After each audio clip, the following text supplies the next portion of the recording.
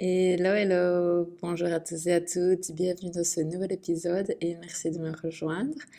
J'espère que vous allez bien, de mon côté ça va super bien. Je sais pas si vous savez, mais je suis en plein préparatif pour mon mariage. Du coup, ça a été assez chaotique, mais là on sort la tête de l'eau, donc on est en plein préparatif, donc c'est dans moins de 2 mois. Donc voilà, c'est la dernière ligne, enfin ouais, presque la dernière ligne droite.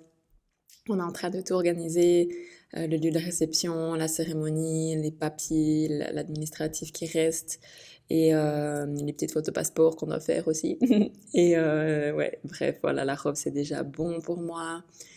Faut encore qu'on trouve un costume pour mon fiancé. Et voilà. Donc on est vraiment sur des bonnes vibes, tout se passe bien et voilà, je pense que c'est mérité après le chaos du début, mais voilà, ça fait partie de l'histoire et puis voilà, on s'en souviendra. Donc voilà. Du coup, aujourd'hui, j'ai envie de vous parler d'un sujet de spiritualité, hein. Euh, je pense qu'il y a beaucoup qui connaissent la loi de l'attraction, hein. Je pense que voilà, j'ai pas forcément besoin de l'expliquer de nouveau. J'ai aussi fait des épisodes là-dessus, donc si jamais cherchez là, autrement il y a énormément d'informations sur Internet. Par contre, je pense que moins de personnes connaissent la loi de l'assomption. Pourtant, elle est vraiment vraiment intéressante aussi et presque plus, comment dire, genre, la loi d'attraction, évidemment, c'est la base, mais la loi de l'assomption, pour moi, elle m'a vraiment, vraiment aidé à être dans le, comment dire, plus dans la pratique, en fait, dans la pratique, plus dans le concret, en fait. Je vais vous expliquer, vous me direz si vous ressentez la même chose ou pas. Euh, ouais, mais je pense que ça peut vraiment vous aider. Du coup, la loi de l'absorption, c'est en fait un concept qui est ben voilà, issu de la spiritualité métaphysique comme la loi d'attraction, de la philo aussi. Et c'est une loi qui suggère que notre réalité, c'est une projection de nos croyances, de nos pensées et de nos attentes. Donc, à quoi on s'attend en fait, hein.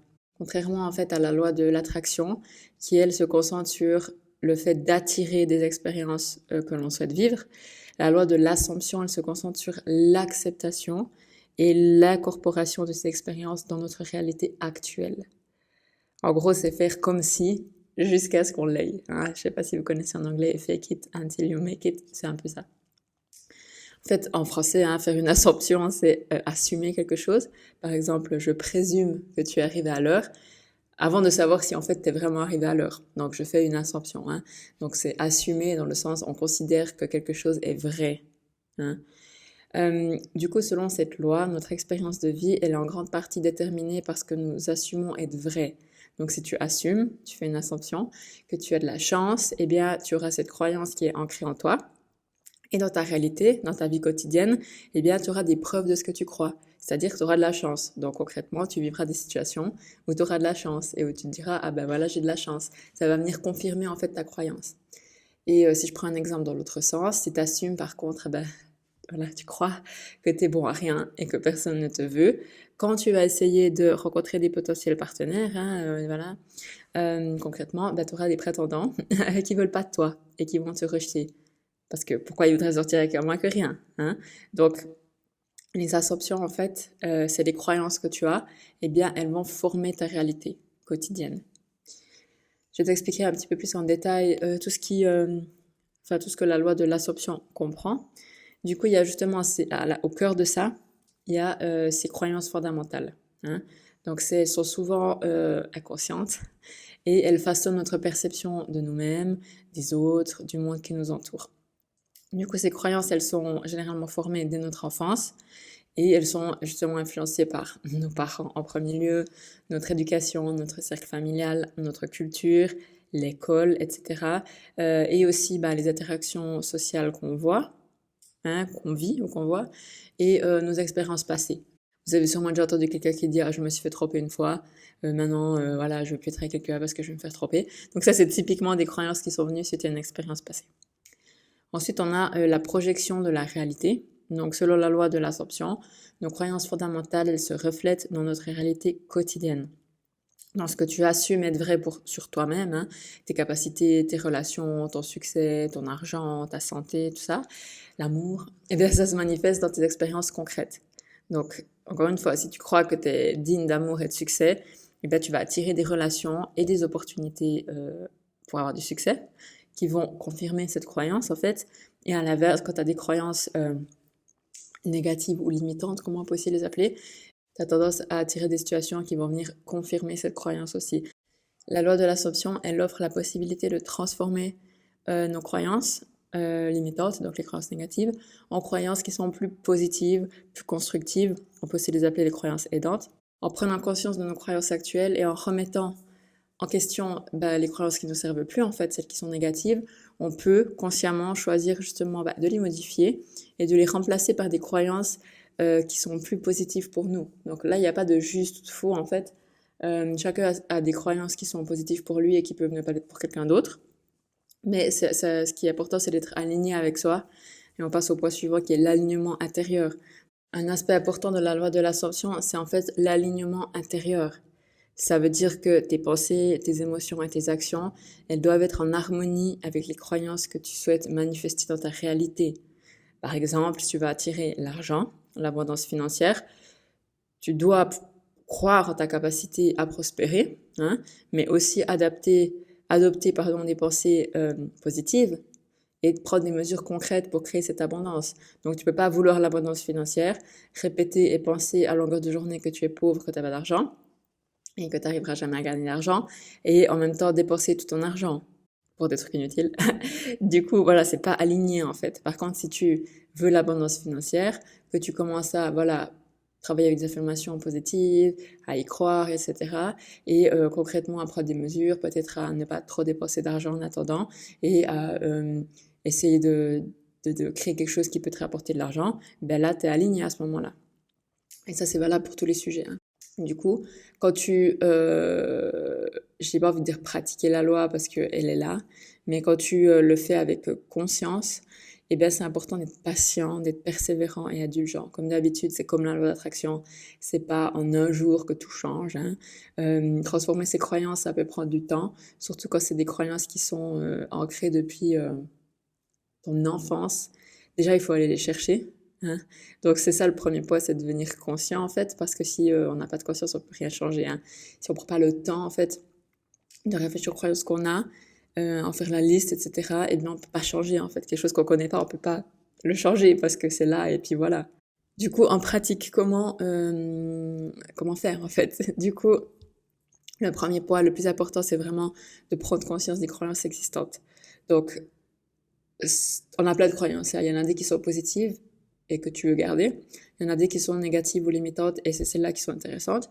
Donc, ce que tu peux faire, c'est en fait faire une liste de toutes les croyances que tu as en deux parties. Enfin, tu peux faire une première liste puis après les ordonner ou alors carrément faire ce que tu penses qui sont bien ou pas.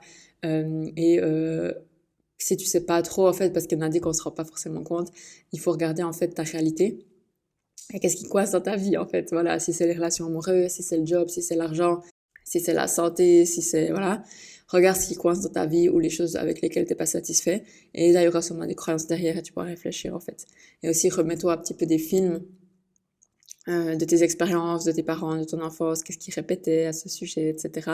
Ça pourra te donner des pistes et tu verras que les choses vont venir assez facilement.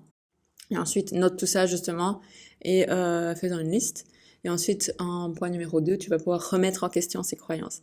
Donc, une fois que tu as ta liste et que tu as identifié tes croyances, tu pourras pas tout faire d'un coup, mais voilà, fais un premier exercice et tu le referas ensuite et tu vas voir qu'il y en aura d'autres, des nouvelles auxquelles tu n'avais pas pensé. Voilà, une fois que tu as identifié ces croyances, c'est important de les remettre en question. Donc, demande-toi si ces croyances sont réellement basées sur des faits concrets, vérifiables et scientifiques, j'ai envie de dire, ou s'il s'agit plutôt d'interprétation, de perception subjective ou de choses qu'on peut complètement démonter en fait, hein. Donc recherche des preuves contradictoires à ces croyances et examine si elles sont toujours valides et utiles pour toi. Donc si tu as la croyance que personne ne veut être avec toi, ben voilà, demande-toi si cette croyance est vraiment vraie. Est-ce qu'il y a déjà quelqu'un qui a été avec toi? Est-ce qu'il y a des gens qui sont amis avec toi? Est-ce qu'il y a des gens qui peuvent être en couple? Enfin, tu sais, en final, c'est vraiment très subjectif. Donc ça, c'est facile à démonter. alors que c'était un truc qui te bloquait de ouf, tu vas remarquer après coup qu'en fait c'était ridicule, hein. Avec tout le respect que j'ai pour les croyances des personnes, mais soi-même aussi après quoi on se dit putain mais pardon, purée mais c'est fou quand même que je pensais ça, en fait c'est rien à voir. Et une fois que t'as remis en question ces croyances et que tu les as démontées, tu peux délibérément choisir des nouvelles croyances qui vont t'aider en fait à atteindre tes objectifs, qui vont t'aider à te sentir bien, qui vont t'aider à vivre une vie heureuse et vivre la vie que tu veux. Donc là en fait c'est l'idée de les tourner en fait au positif ou bien carrément les changer complètement, hein. Euh, mais trouve des formulations positives qui t'aident. C'est carrément en fait de créer une nouvelle réalité. Donc si t'as pas, par exemple, t'étais je suis pauvre, j'ai jamais d'argent, et ben tu vas changer en je suis riche, j'ai toujours d'argent, et tu peux carrément faire des choses qui t'avaient pas forcément dans ta tête, mais que tu veux voir dans ta vie. Donc si t'avais aucune croyance par rapport à ça, à quelque chose, je sais pas moi, ben, j'ai de la chance, voilà, tu pensais pas que t'avais de la malchance, mais voilà, tu pensais pas non plus que t'avais de la chance. Maintenant, tu peux créer une nouvelle croyance de nulle part. J'ai toujours de la chance. Et à force de la répéter, ça va venir aussi se manifester dans ta vie, en fait, parce que tu vas y croire.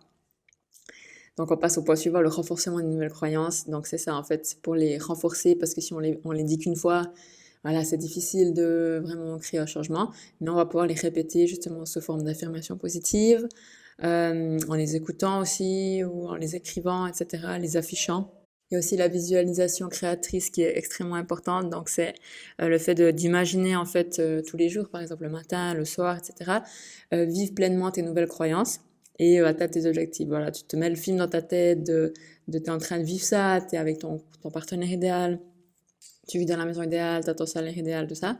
Dans des situations concrètes avec toi comme acteur de la scène, hein. Et ça va te permettre en fait ça va permettre à ton subconscient, pardon, de vraiment, enfin, il fait pas la différence lui en fait si c'est vrai ou pas, donc il va l'accepter comme vrai et l'accepter comme s'il était en train de le vivre en fait, et ça va t'aider à manifester tout ça.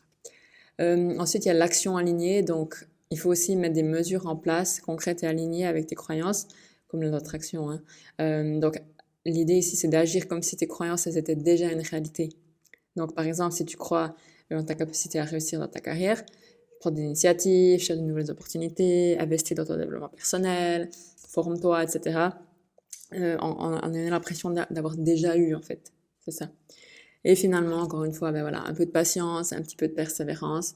Transformer ses croyances, ça peut prendre un peu de temps, hein. En général, on dit 3 semaines, mais je pense que voilà, 1 à 3 mois pour vraiment qu'elles soient ancrées et que les autres soient dégagées.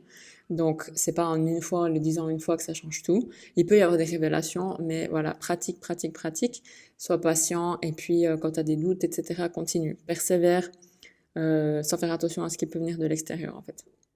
Ensuite, j'aimerais encore donner des conseils, des exercices pratiques pour justement vraiment bien travailler sur ça encore, hein. Donc c'est par exemple grâce au journaling, ça peut vraiment vous aider, surtout au début, et après on a toujours des croyances qui remontent, hein, inquiétez-vous pas, mais voilà, au début pour vraiment faire la liste, de tenir un journal justement de tes pensées, tes croyances, de ce qui se passe, et de régulièrement remettre en question les choses, parce que dès que tu catches en fait dès que tu vois les choses rapidement, tu peux directement passer à l'action et les changer, et ça s'arrête en fait. Une fois que t'arrêtes de penser à ça tout le temps, et d'avoir ça programmé, j'ai envie de dire, eh bien, il y a autre chose qui vient. Et les vieux trucs programmés, ça vient plus du tout. Ensuite, les affirmations positives. Voilà, donc créez vos propres affirmations, prenez-en sur Internet et répétez-les vous. Voilà, écoutez-les matin, soir, avant de dormir, ou en venant de vous réveiller. Visualisation guidée aussi, on peut faire des visualisations en écoutant un audio, hein. C'est aussi un outil très puissant. Pratiquer la gratitude, évidemment. Donc, c'est super important d'avoir un petit journal, par exemple, un petit journal de gratitude. Vous pouvez écrire chaque jour les choses pour lesquelles vous êtes reconnaissant aujourd'hui. Ça aide justement à se concentrer sur les aspects positifs de sa vie et à renforcer aussi son état d'esprit positif. Actions alignées. Donc voilà, prenez des actions concrètes et alignées avec vos nouvelles croyances. Réfléchissez en fait chaque jour. Essayez d'identifier une action spécifique que vous pouvez entreprendre pour soutenir vos nouvelles croyances, hein. Ça peut être quelque chose de petit ou de gros, hein, c'est égal, mais quelque chose d'aligné. Donc, qui va dans le sens de ce qu'on veut. Pas pour forcer les choses, pour absolument faire quelque chose, mais une action qui va vous venir facilement par vous-même, un peu avec intuition, en fait. L'entourage positif aussi, franchement, euh, je sais que c'est des fois difficile je vais pas dire de dégager les gens de sa vie, mais voilà, de mettre des limites avec certaines personnes. Mais c'est tellement important parce que, ben, si vous êtes entouré de gens qui sont négatifs, qui ont un mauvais mindset, qui se plaignent et puis qui font rien de leur vie, c'est difficile en fait de vous sentir différent et d'avancer en fait. Et vous allez voir en fait que ben il y a certaines personnes que vous appréciez, mais avec qui vous devez mettre des limites. Et ça c'est ok. Ça veut pas dire que vous devez dégager toutes les personnes qui sont dans votre vie, qui correspondent pas à votre nouvelle réalité. Non, mais mettez des limites pour certaines choses. Voilà, il y a certaines personnes qu'il faudra limiter et petit à petit, peut-être qu'elles vont disparaître par elles-mêmes. Voilà, parce que vous êtes plus dans le même monde, vous vibrez plus la même chose et du coup, l'amitié ou la personne prend de la distance, mais pas intentionnellement. C'est juste que, ben voilà, c'est les vibrations, c'est la loi de l'attraction et c'est comme ça. Et finalement, encore une fois, voilà, patience, persévérance, prenez le temps de faire tout ça et restez engagé, hein, ne vous découragez pas tout de suite. Et puis, j'aimerais terminer avec une chose super importante, euh, sur la réalité, en fait. Comme j'ai dit avant, la loi de l'assomption, elle fait référence à la réalité qu'on a et la réalité qu'on aimerait. Hein. Donc, il y a vraiment la distinction entre la réalité actuelle, celle que vous vivez maintenant, physiquement, que vous voyez autour de vous, et la réalité désirée. Donc, la réalité désirée, c'est où vous voulez aller. Vous êtes maintenant célibataire, vous n'avez pas de rencard, c'est vraiment la galère. La réalité désirée, c'est vous en couple. Hein. Donc il y a une différence forte. Votre réalité actuelle, c'est vous avez plus une thune. Votre réalité désirée, vous faites 5000 balles par mois. Je dis n'importe quoi, 10 000 francs, 20 000 francs, whatever. Vous êtes maintenant pas en santé, votre corps vous fait mal, ça va pas. Votre réalité désirée, vous êtes en pleine santé, vous êtes actif, vous vous sentez bien, vous dormez bien. Voilà, 3 exemples, ça peut être n'importe quoi. Hein. Vous n'avez pas de job, vous voulez un job, vous n'avez pas d'enfant, vous voulez un enfant, enfin, oui, tout ce que vous voulez. Des petits trucs aussi. Hein.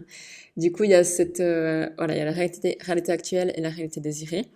Donc, la réalité actuelle, c'est la réalité dans laquelle tu es maintenant, hein, avec tout ce qu'il y a autour de toi, les gens, les expériences, tes résultats, les circonstances, donc les circonstances de ta vie, hein, où tu habites, ce que tu fais, voilà. Et donc ça inclut justement la situation professionnelle, tes relations, ta santé, tes finances, la famille, tout ce que tu veux. Hein. Donc ta réalité actuelle, c'est en fait le résultat des croyances, des choix et des actions que tu as fait jusqu'à présent. Donc ce que tu as aujourd'hui, c'est une réalité un petit peu retardée de ton passé. Voilà, donc tu es arrivé aujourd'hui parce qu'il y a eu tout ça derrière. Okay. Et la réalité désirée, c'est l'état dans lequel tu aimerais être en fait, la réalité que tu aimerais vivre, hein, concrètement. Donc encore une fois, si tu es solo maintenant, tu aimerais être en couple. Donc c'est quand même vachement différent d'être seul, vivre seul, par de partenaires, ou être avec quelqu'un, vivre avec quelqu'un. Okay. Donc c'est ton idéal, en fait, le but ou le résultat que tu aimerais atteindre. Donc ça peut être justement des objectifs à atteindre, par exemple une promotion, gagner tant d'argent, ou alors des expériences, expérimenter une relation, expérimenter un voyage, expérimenter, je sais pas, la maternité, enfin voilà, la santé, l'abondance, le bien-être, ou n'importe quoi. Et en fait, maintenant, on comprend bien, il y a un écart entre ces deux réalités. Hein. Donc, l'écart entre ta réalité actuelle et ta réalité désirée, c'est l'espace qui existe entre où tu es et où tu aimerais être. On est d'accord. Hein. Cet écart, c'est un peu une source de frustration, parfois, parce qu'on se dit, mais j'y suis pas. Hein, je suis ailleurs. Ça peut aussi être une source de motivation ou d'aspiration. C'est là que j'ai envie d'être, putain, je me vois trop être là. Hein. Et c'est maintenant en fait que la loi de l'assomption elle intervient, parce qu'en fait elle te suggère que ta réalité actuelle, elle peut être transformée facilement en alignant tes croyances, tes pensées et tes actions avec la réalité désirée.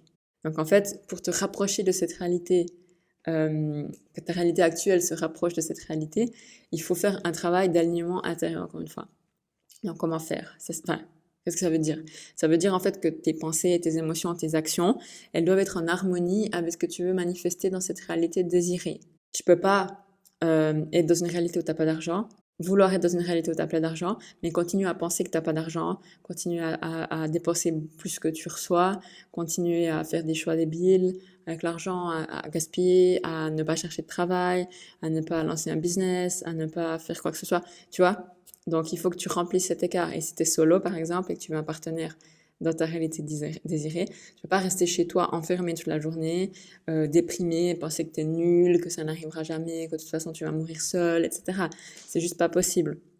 Donc en fait, pour t'aligner, il faut justement que tu transformes tes croyances, hein, si tu as des croyances.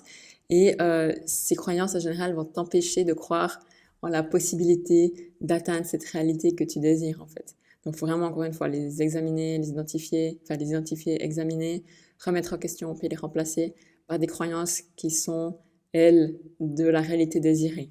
Et ensuite, ben voilà, passer à l'action de façon proactive, hein. Et c'est vraiment, en fait, un travail où tu vas te projeter, en fait. Concrètement, tu peux faire comme ça. Tu peux faire une petite visualisation où tu vas te projeter et tu vas te dire, OK, maintenant, je suis dans la réalité désirée. Donc, maintenant, j'ai un partenaire. Comment je suis? Qu'est-ce que je fais? Où est-ce que je vais? Qu'est-ce que je pense? Qu'est-ce que je dis? Qu'est-ce que je crois? Comment je me comporte? Comment je m'habille? Qu'est-ce que je mange? Quelles sont mes habitudes? À quelle heure je vais au lit? Qu'est-ce que je fais? Enfin, tu sais, de vraiment t'imaginer, en fait, un nouveau personnage, comme une petite doublure de toi dans le futur. Et qu'est-ce que cette doublure de toi va faire, en fait? Clairement, je te dis déjà, elle va pas faire les choses que toi tu fais aujourd'hui.